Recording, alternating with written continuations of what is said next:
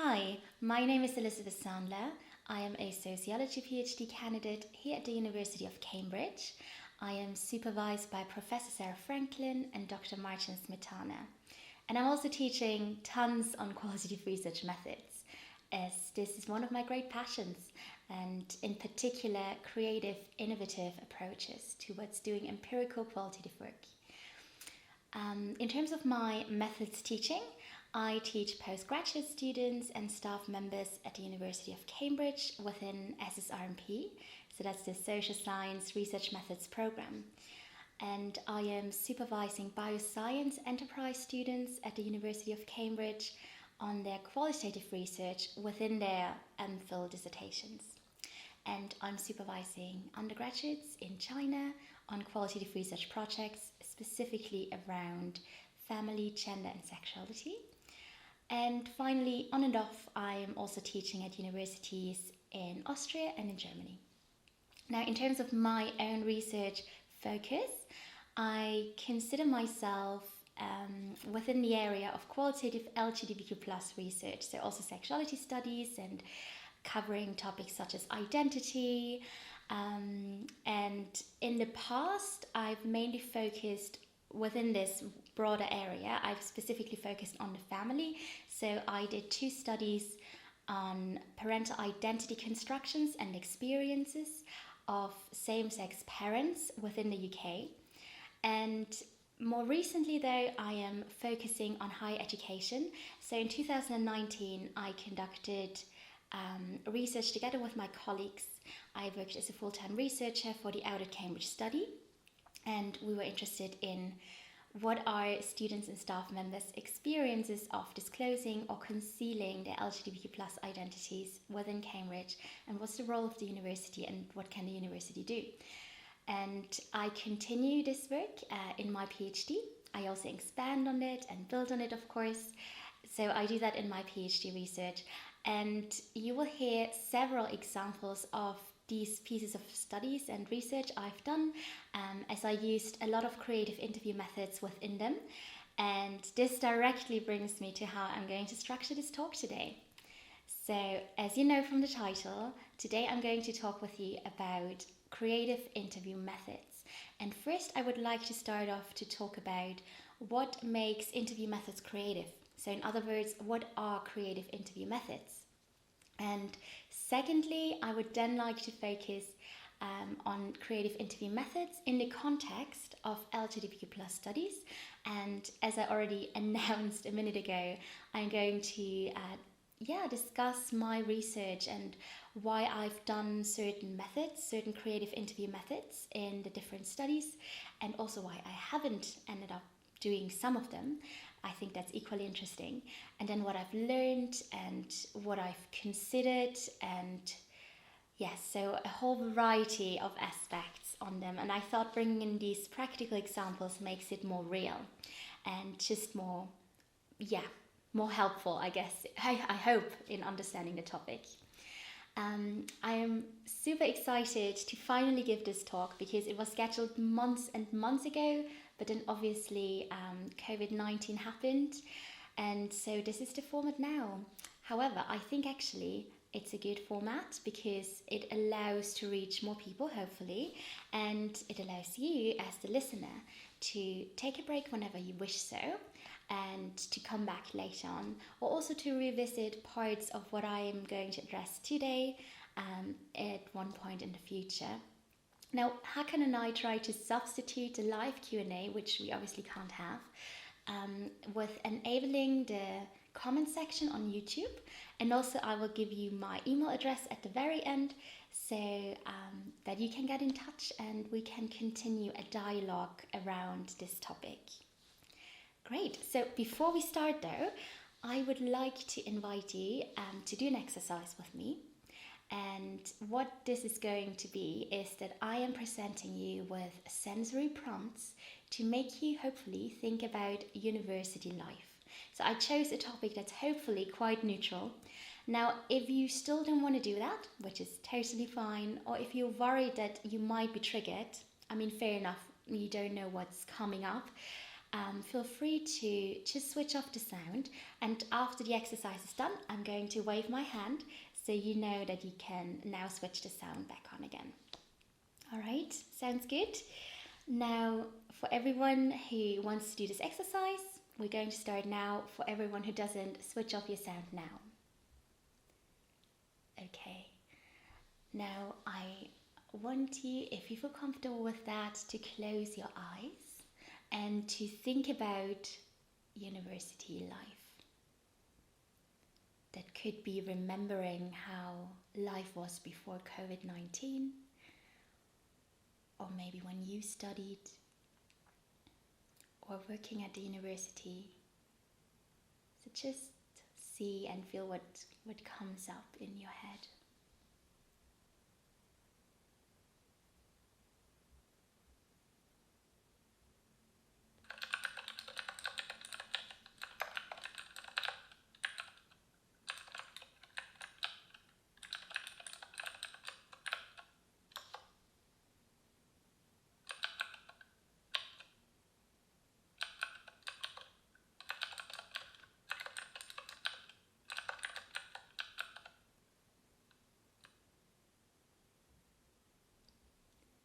Now take a note how that felt, what came up.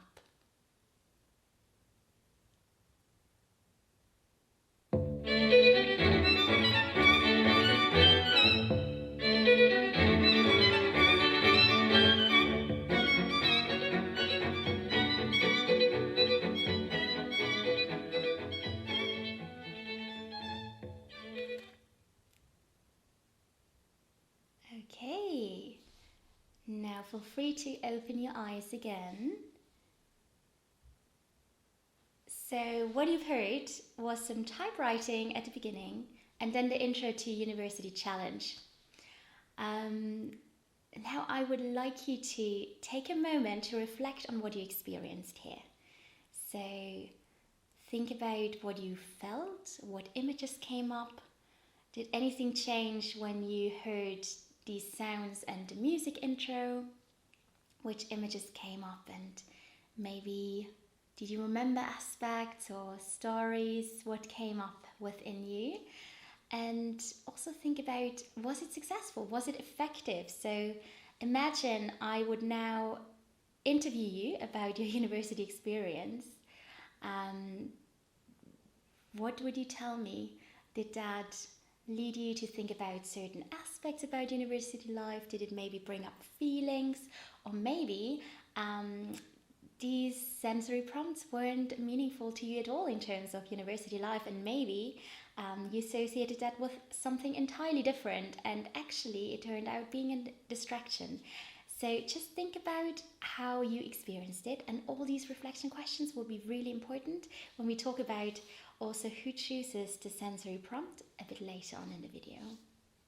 Okay, I'm waving now because the exercise is over. So welcome back everyone who switched off the sound. Now, let's begin. Let's talk about what makes interview methods creative, or also what is considered creative within a research process. So when researchers or methodologists talk about or write about creative methods or creative interview methods, what I encountered quite a lot was a reference to Douglas. And Douglas published a book, Creative Interviewing, in 1985. And many people who write about creative interviewing, creative interview methods, creative research methods, kind of say that Douglas coined the term creative interviewing with this piece of work. Now I'm going to read you one quote from this book. And all the resources, all the sources I refer to will be listed at the end of the video. Now Douglas writes, creative interviewing involves the use of many strategies and tactics of interaction, largely based on an understanding of friendly feelings and intimacy, to optimize cooperative mutual disclosure and a creative search for mutual understanding. Now, I was very excited when I finally had this book in my hands because I saw it being referred to quite a lot. But to be honest, this is as detailed as it gets in terms of what creative interviewing is and how to do it. So I was a tiny bit disappointed because it wasn't quite clear to me. So what is creative interviewing now? And reading on the book, it kind of seemed to me that Douglas used the term creative interviewing synonymous to qualitative interviewing, and a bit later on when it's discussed when uncreative interviewing is kind of juxtaposed to creative interviewing, it kind of seems that based on the definition, uncreative interviewing is used synonymous with quantitative, so standardized interviews. So I wanted to have mentioned it because it gets referred to quite a lot, but personally I find Kara's definition much more helpful in the book Creative Research Methods in the Social Sciences, a Practical Guide. Now Kara, this was published in 2015, argues that the creative research process, so here it's a bit more general, not specifically on interviewing, but the research process, is not about making something out of nothing. It is about taking things that already exist and making new combinations. And in that sense, a data collection method, which is very traditional in a sense or has been used quite a lot, such as interviewing, can be creative if it is used in new combination. And I would like to add to that in terms of my definition of creative interviewing, that there is also this additional level of exploring the research topic, communicating knowledge and experience on a different level other than the linguistic.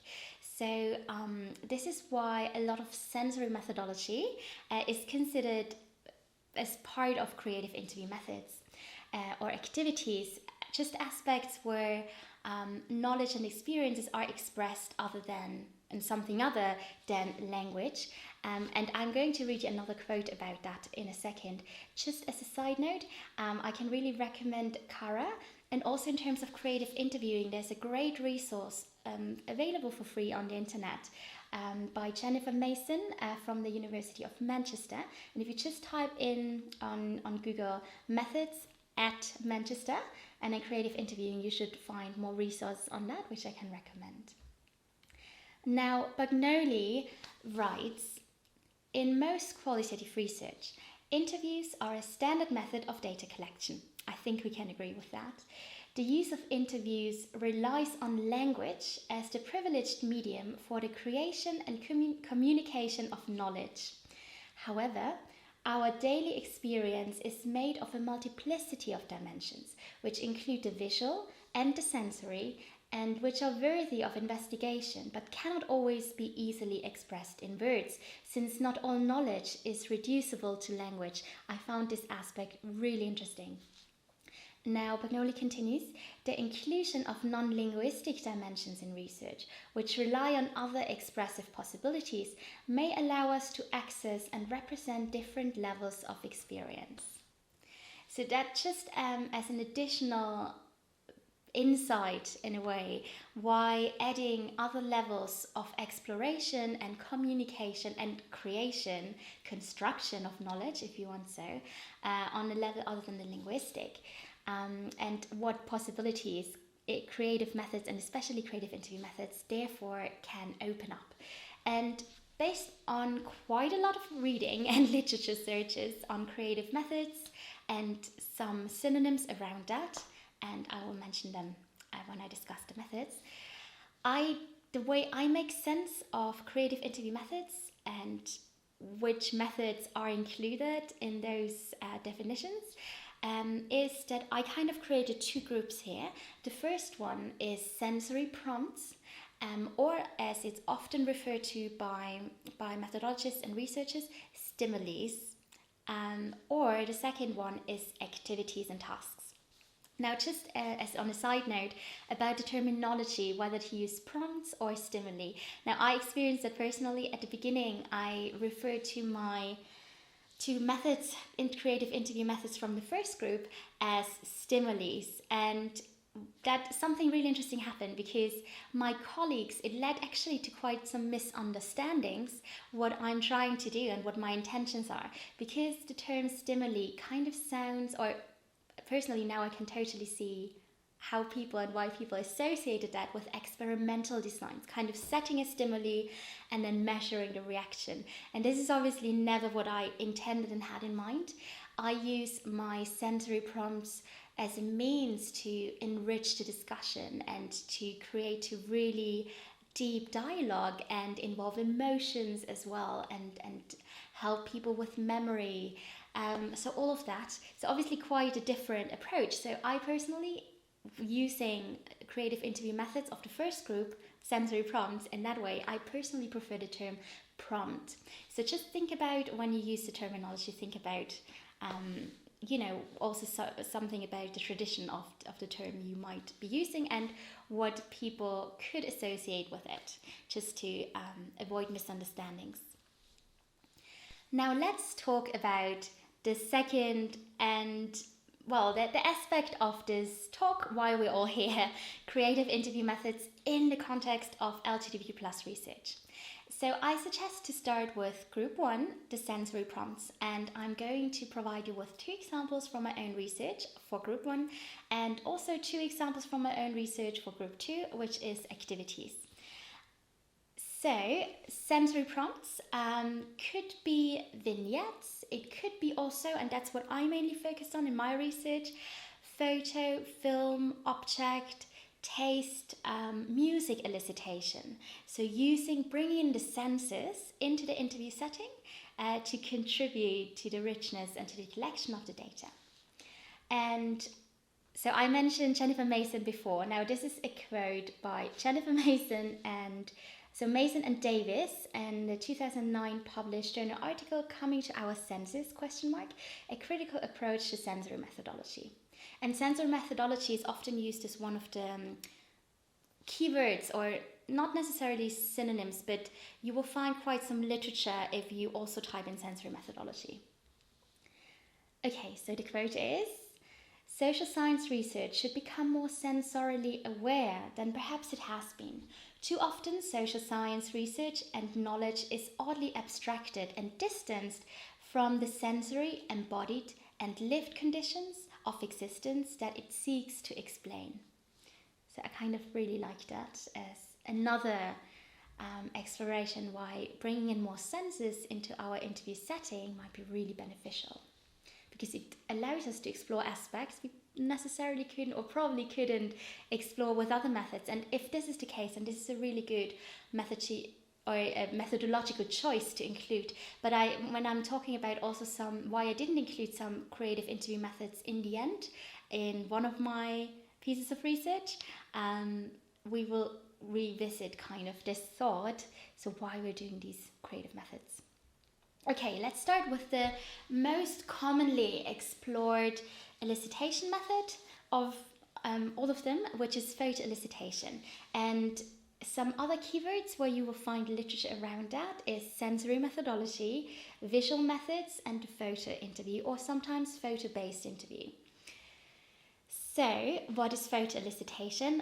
You might probably have encountered it before. So it's basically photo elicitation, according to Banks, 2007, involves using photographs to invoke comments, memory, and discussion in the course of a semi-structured interview. And there are many benefits around that. So, for example, Keegan says that photographs complement the spoken word, and they also often enable a more richer and holistic understanding of participants' lives from the side of the researcher. And that's obviously what we're trying to do. Try to understand as much as possible the phenomenon from the viewpoints of our participants, so having an emic focus within qualitative research. And now in terms, Kean also continues, in terms of what photographs represent. So think about what you consider as data, because photographs can have 2 roles within an interview setting. On the one hand, they can be a source of data themselves, or on the other hand, they can be a means to enrich the discussion and help as a memory prompt and kind of bring up emotions, emotional responses of people. So think about from the beginning, before you choose your creative method and start your data collection, what are you going to do with whatever is created or brought to the interview setting? So you're going to analyze it or not. And yes. Another aspect, a positive aspect, if you decide to use the photograph, it can also help you to communicate your research findings and your analysis better to a broader audience or to the audience you want to address. But then you, of course, have to think about anonymity and informed consent, so making sure participants are very aware that this could potentially decrease their level of anonymity. And then also we differentiate between two types of photographs. So the one are participant-generated photographs, and the other ones are researcher-generated photographs. So the researcher-generated photographs are photographs or pictures the researcher selects and brings to the interview setting, and this can be really helpful to just have a really focused discussion or a topic that might be difficult to explore. And I'm going to give you an example about exactly that situation, but with film elicitation in the next method. Or it is participant generated. So this means that participants either bring photos that are already existent, so there could be photos from their past. And I did that quite a lot in biographical interviews, which I used so in longer research projects with fewer participants, so where I spent more time with participants because I had a smaller sample size. I actually like to start off the research process, the collaboration, and the relationship also with a biographical interview, just to see what have I missed so far up to the point where we are now, which also provided me with really important context for everything that was then to come. So I did that for my ethnographic case studies for a research I did at Oxford, and then I did the same for a diary interview method project, which I did at Cambridge. So I started off with the first meeting before, which would normally be discussed in the diary interview method, which would be used to discuss the diary writing process. I used it as an additional source of data collection. So I did a biographical interview there, which was quite focused though on my research topic, so on parenting. And participants brought photos to that. A good tip here, limit the numbers of photos you invite participants to bring. So I also say invite because it always needs to be on a voluntary basis, and I like to choose my words very carefully to not put any pressure or discomfort on my participants.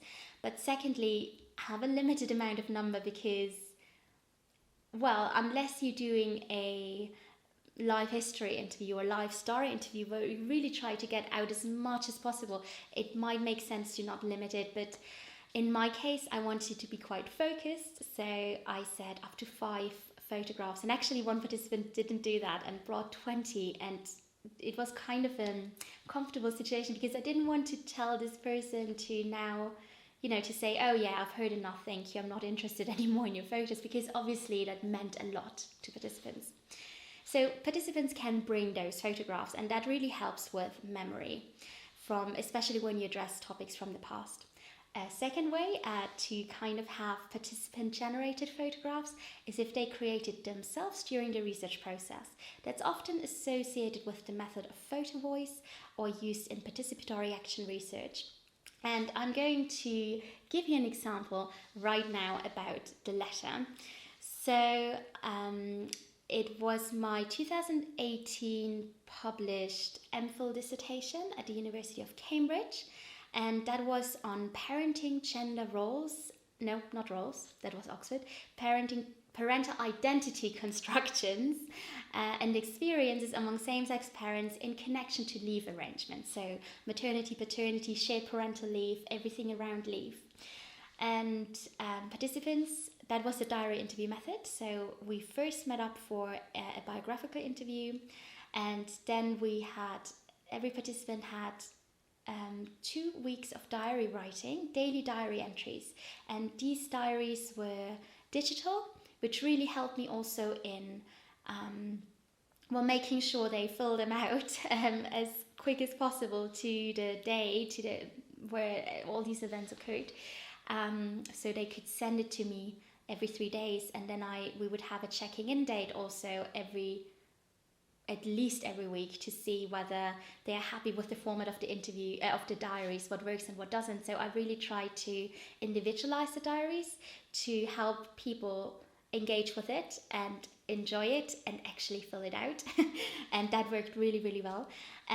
But what that also helped to do, having digital diaries, is that people could include photographs they took that day anyway, or photographs they decided to take and include into their diaries that day. And so in this case, remember I said earlier, think about what the photographs represent in terms of your data collection, whether they are part of your data or not. For the biographical interviews, they were more like a means to an end. But in this case, I was really interested. They were kind of both. So firstly, I was really interested to see what was depicted on the photos and how did parents present themselves. So was that Instagram perfect heaven of parenthood? Or did they actually allow me to see the chaotic and unplanned messiness of being a parent and things that just go wrong and not as planned during the day? So, and also who was in focus? Was it them? Was it selfies? Or was it the child? So I was quite interested in that. And I kind of used myself here also as a tool in a way, because I kind of tried to really pay close attention to what I associated with seeing these pictures and what came up in my mind, and I then addressed that in the follow-up interviews. And the follow-up interview was really important. That's part of the diary interview method. So you start off with the first meeting, in my case a biographical interview. I had 2 weeks of diary writing and then a follow-up interview based on where I could use really good probes based on the diary entries, but also on the photos. So again, I then chose some photos to talk about special days to again help as a memory prompt, but also discuss some of my initial interpretations of the photos I saw and how that also was in line with what they were writing about the day. So that led to really, really rich data, and it was a really valuable process. Now, some parents were concerned about actually photographing their child, and they wanted me to delete the photographs immediately after the data collection, of course. So think about all of that at the beginning as well, and make sure everyone is comfortable and it's on a voluntary basis. Okay, I think in terms of photo elicitation, that's almost all I had to say. One quick thing at the end of talking about this method. Think about, photos in general, senses can be really, really powerful in making us remember and feel things. And it's not just that does something with participants. And this is obviously really important to think about also who chooses the sensory prompt, and might participants be triggered. So it's a really powerful method, but it also requires a lot of ethical considerations. But also think about, what does that do with you as a researcher? And I give you a very quick example here. At this point, a trigger warning. I'm going to talk about stillbirth. If you don't want to hear that, you can switch off your sound now. And again, I'm going to wave after it's done. So I had a really special, really meaningful and just very unique interview with a participant from one of my studies in the past. And this person talked about a stillbirth experience, and it really took me by surprise because I didn't know that about the person. And this person also indicated that they aren't really talking about it or thinking about it at all, only once a year when they're remembering this happening. And so I was really worried in that moment in the interview setting what that would do with the participants. I didn't want to trigger them in any way or create a setting that was unsafe for them. And so there was quite a change of energy in the room when that topic was addressed, because I think I was just so hypersensitive to everything what was coming in terms of feedback from the participant. And I then was in a situation that the participant said, "Do you want to see a photo of my stillborn baby?"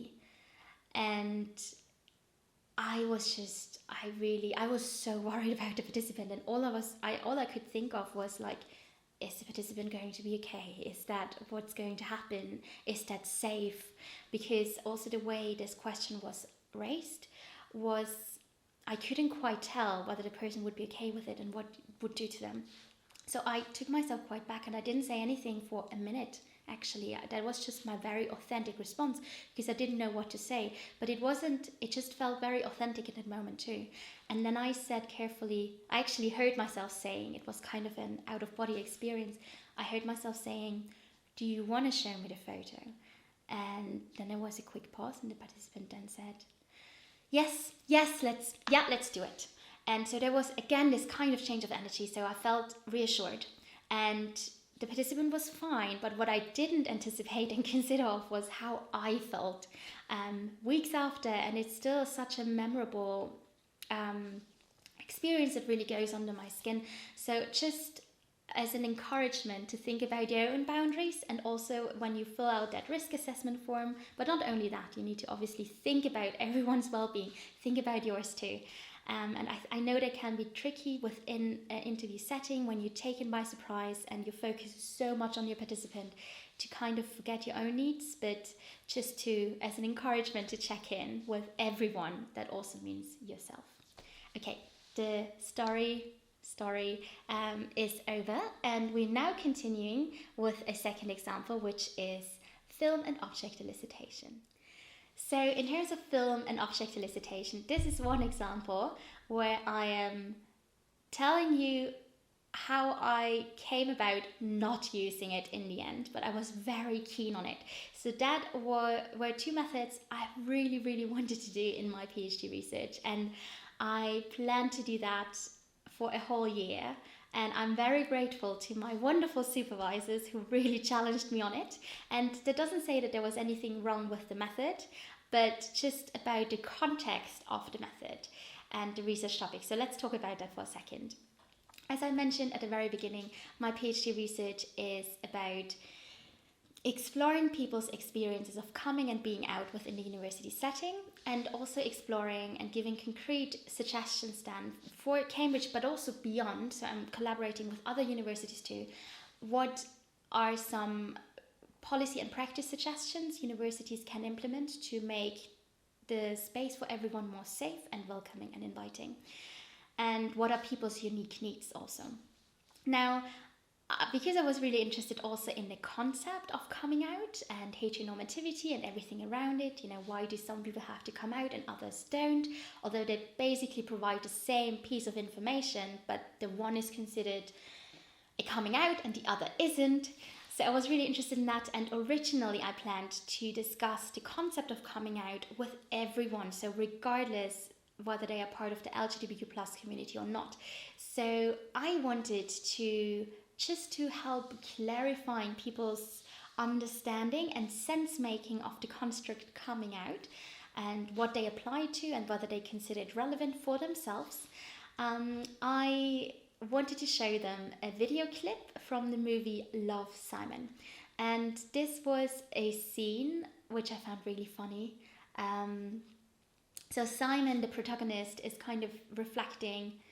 He doesn't know why. He's wondering why he haven't came out yet. Maybe it's because it feels so unfair. Why do only gay people have to come out and not straight people? Why is gay the default? Or why is straight? Why is one the default? And why does the other group doesn't have to come out and the other one does? So he then has this kind of fantasy for just a few seconds, where his straight friends are coming out as straight to their parents, but the responses are like the stereotypical responses you would expect from parents if people come out as being LGBTQ+. And it's really funny. And I thought this is perfect because it really addresses heteronormativity and just more about the concept of coming out, and it would help my participants to address maybe aspects around this theoretical concept that might be hard to put into words, or they might not be aware of otherwise. So it would be perfect in that way. And I agree to this point that this would have been perfect and really helpful, and I think I'm going to do that in the future after my PhD at one point. But my PhD topic changed, so my focus was more on LGBTQ plus people's experiences, and as I was luckily made aware by my supervisors, was that doing this method in fact would be more distracting, and just I think take away quite some potential, which just asking very few, very open-ended questions can have within the interview setting. So I then wanted to do object elicitation to make people think and feel and remember the university time and experiences before COVID-19. But again, we kind of decided at the end it would be more of a distraction. So why I'm bringing this example, which I think is equally relevant to think about why I didn't use a method to why I did use a method and how it worked, is to think very carefully why you want to do a certain method. In my case, I had very good reasons. And also these object and film elicitations are amongst the most underexplored elicitation methods, and I thought, oh great, so there's a methodological contribution as well here. Perfect. But I was always very clear from the beginning that I would never do a new method just because it was fancy or new. It really, really, really needed to benefit my research topic and be a perfect match in that sense. And this is also something one of my supervisors asked me, does the usage of this creative interview method contribute to data you couldn't get otherwise? And if not, and if it's more of a distraction, then don't do it. And I'm really grateful for this piece of advice, so I wanted to share it with you as well today. Okay, let's talk about group 2, tasks and activities. So let me scroll down with all my notes. Okay, so this could be activities such as drawing, emotional task mapping, sentence completion. It could be walking interviews or games, role play, theatre, all of that. So where people are doing something within a setting, and within group interviews, such as focus groups, that's actually quite common because you have more people, and it's very valuable because they not only produce something, and again think about whether what they produce is part of your data and also then analysis, but also this enables a really valuable moment for observation and interaction and kind of seeing the dynamic of people too. So I would like to start off. Oh yeah, and just a quick note, a recommendation.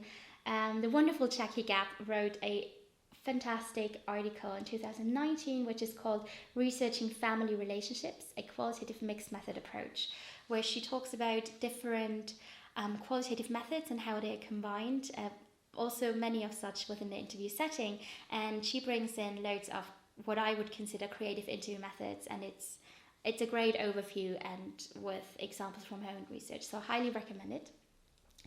And I started with the first one I used, which is part of task mapping, and this is the household portrait, but I adapted it a bit. So the household portrait is in a way almost like a sticker chart where couples, that's how it was originally created, this method, that couples sort through pieces of paper with tasks written on it, household tasks, and then they have to sort through those and place them on columns and basically choose or decide who is doing what.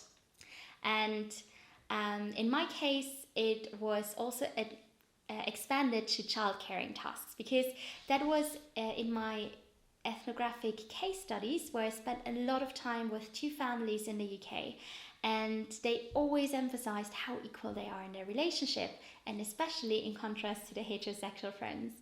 So I thought, okay, let's see. And I did a couple interview where I put this task in the middle of the interview, and that's also just to mention that here, a very good place to put creative interview methods kind of in the middle. That's where I always do that, because at the beginning there's the warming up, the introduction, the getting to know each other, the ice breaking, and also getting some context. And then in the middle, you can do the methods, which also helps. It's just a change of pace and can really help with concentration again, and something fun to do. But what is really important then, to leave some space at the end to follow up and just probe and talk about, have discussions about what was experienced, and just to discuss that, okay? So middle is a good way to do it.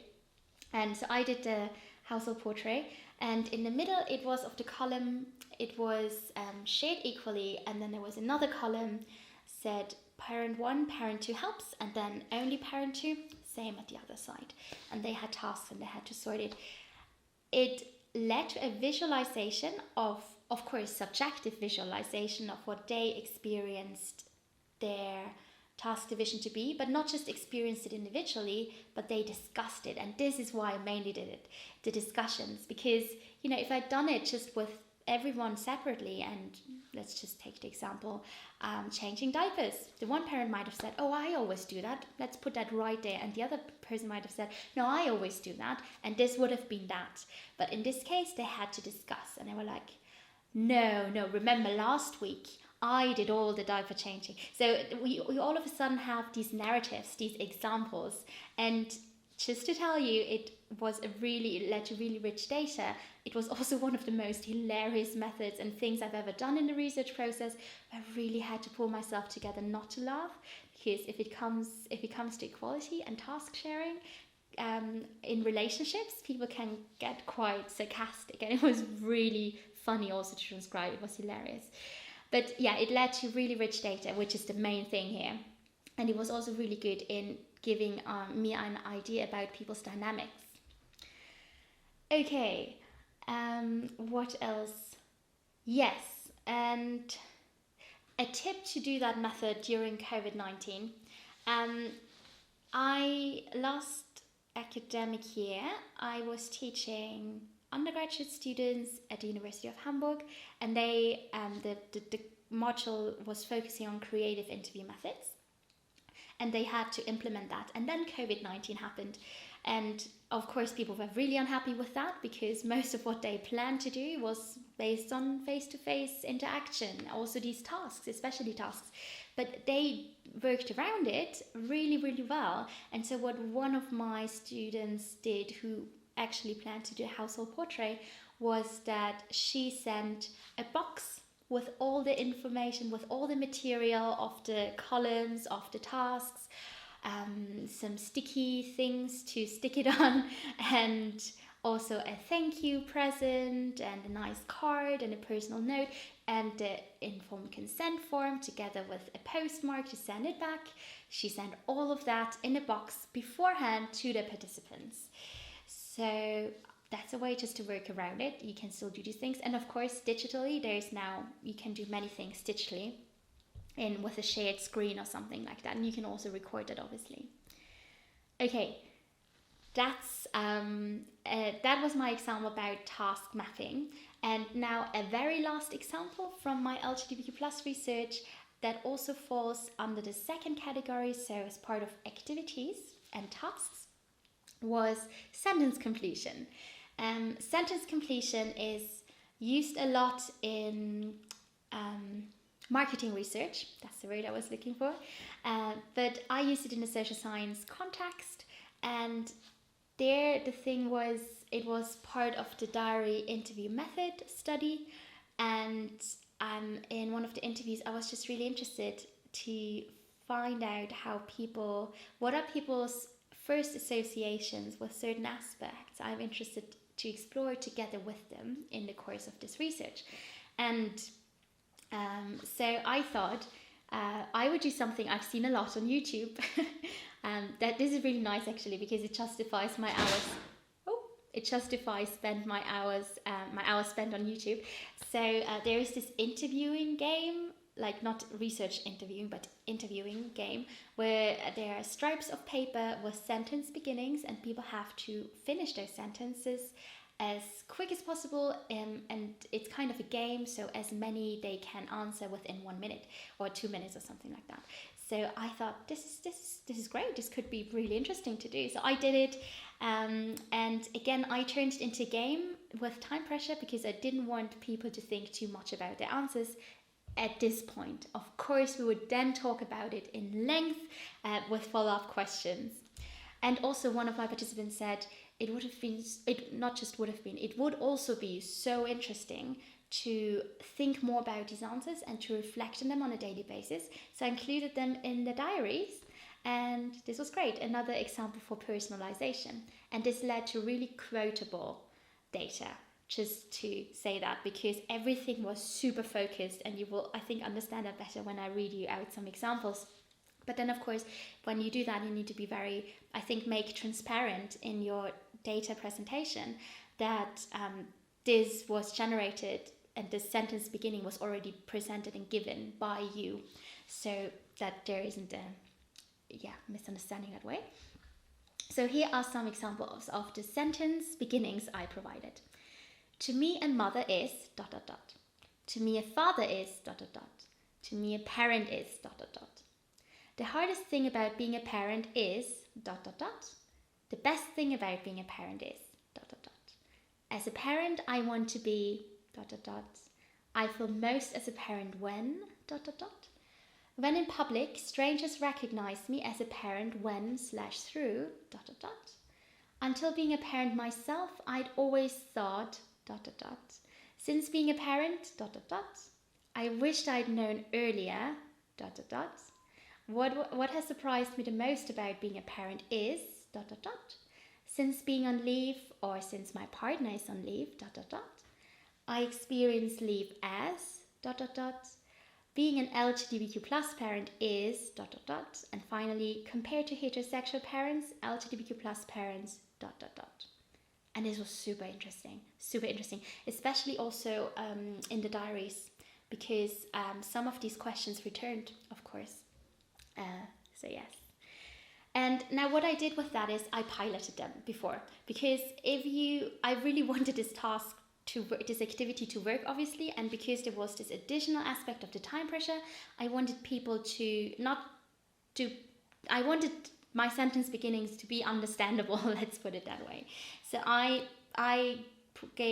got feedback on them by parents of my network, not my own parents, but parents of this network, of my network, on it. And this is just a good tip in general, because often you don't really know what you get in terms of responses and content out of methods, especially if you provide something. It's a bit, well, obviously you can't really know what's going to happen when people bring things, but it might equally be really interesting to see how people respond to something you provide in the interview setting.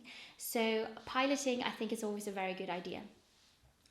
And yes, as I said, I included them in the diaries. And what did I write down here? Yes, in the middle of the interview, I said it already too.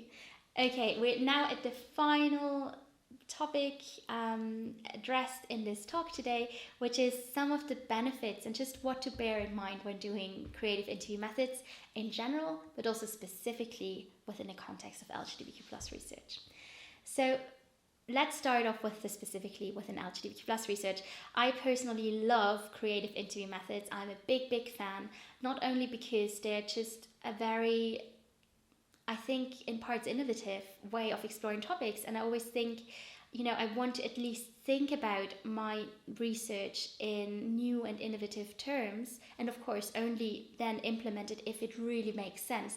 But I want to think about my research in new ways and maybe different ways than people have done before, because also my topics are changing. So we're having new topics, so why always using the same old methods? And of course there is a reason why the certain methods are in place and are really good, but just to think about how can I just make this method really unique and really workable for my concrete topic.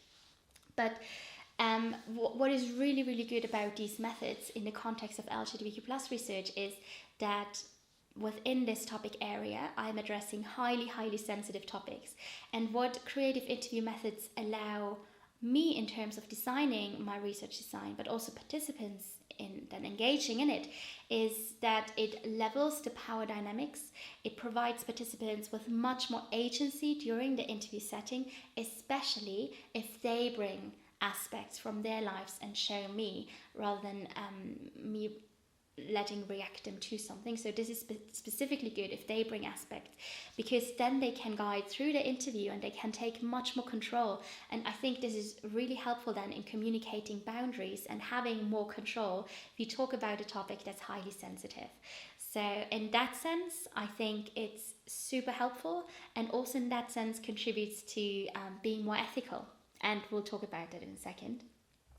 Now, also, of course, people, we talked about that in terms of senses, and if they bring things, they can express their experiences and their understandings and everything you're interested in on a different level other than on the linguistic level. And this can be super helpful if it's a topic that is either hard to talk about. I once talked to a wonderful researcher from New Zealand who does drawings within interviews where people talk about infertility, and she said this is really helpful to express aspects people just have a hard time talking about or aren't aware of.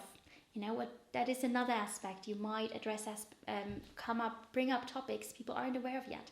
And I always think in the qualitative research process, it's not just there's this individual and you kind of squeeze them out and get all the information there. No, you create knowledge together and you learn together and from the setting. And that's also one of the benefits in terms of reciprocity, so ethical consideration. Participants really benefit from this kind of research because they learn so much about themselves too. And then of course having creative interview methods can really help to get highly rich data, in-depth data, and it can therefore contribute to the quality of the research. So if you want to think, or if you are thinking in these kind of terms and concepts, you could say that it provides a method triangulation, which again, if you think about your research rigor in these terms and concepts, which can increase your internal validity. Internal validity in this case understood that what you're presenting as your research findings is actually in line with the experiences and lives from participants, so that there isn't a misunderstanding or a mismatch. And of course, the more people can express themselves, the better, and the more depth and richness and just holistic understanding you get of participants' experiences, the better, I think, in terms of internal validity, the more you can make sure that your analysis, your interpretation, what you're presenting is actually in line with what participants have in mind. And of course, that's subjective too, but yes, that's, I think, the best you can do.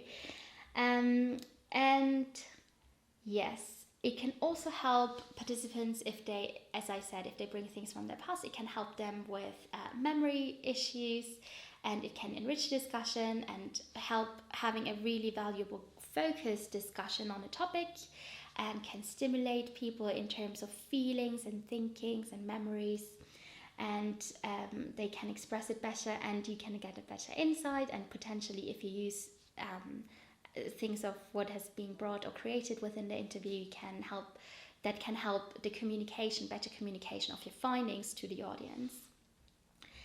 And it also potentially enables observation, as I said, especially with the tasks and activities.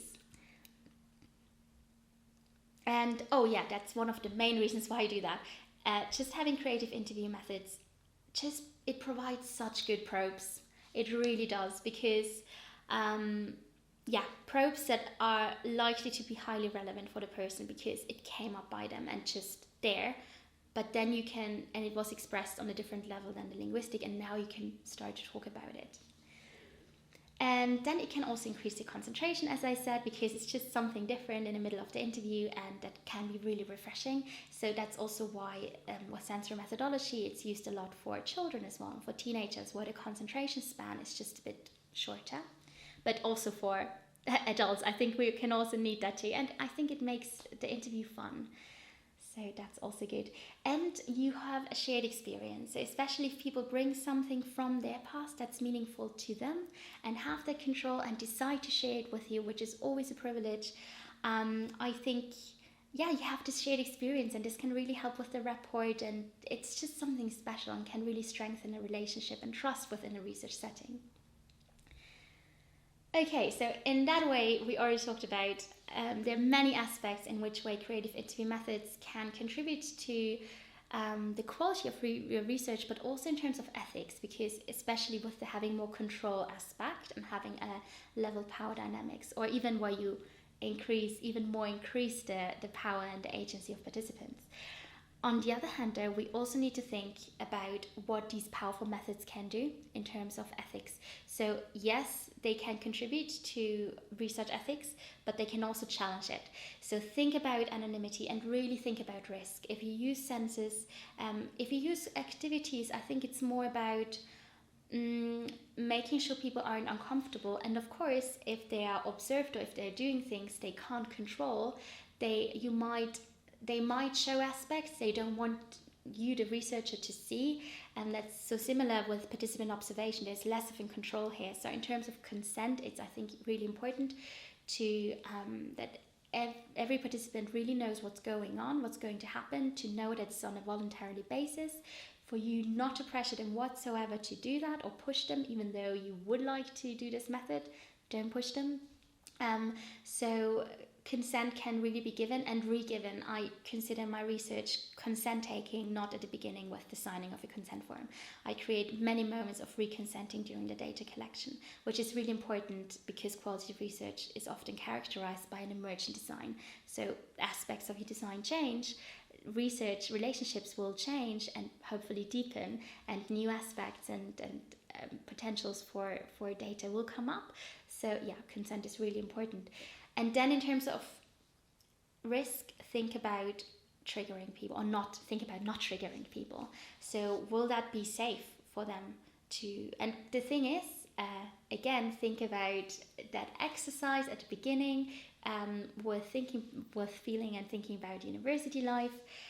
Obviously, in my case, I didn't know you, so I didn't know which sensory prompts would be the most useful for you. So if you want to make sure, it would be more successful if you brought things to the setting. And also, I didn't know whether I would trigger you potentially. I tried to choose a very neutral topic to avoid that, but you never know. And so one way to go around that is to let people choose what they bring to the setting. So I think that's all from my side at this point. Let's have a conversation in the chat on YouTube, and also my email address is ets31@cam.ac.uk. I think Hakan will be an angel and write it out for me and include it in the video. And I hope you enjoyed this talk. I hope we see each other in person very soon again, and all the very best. Bye.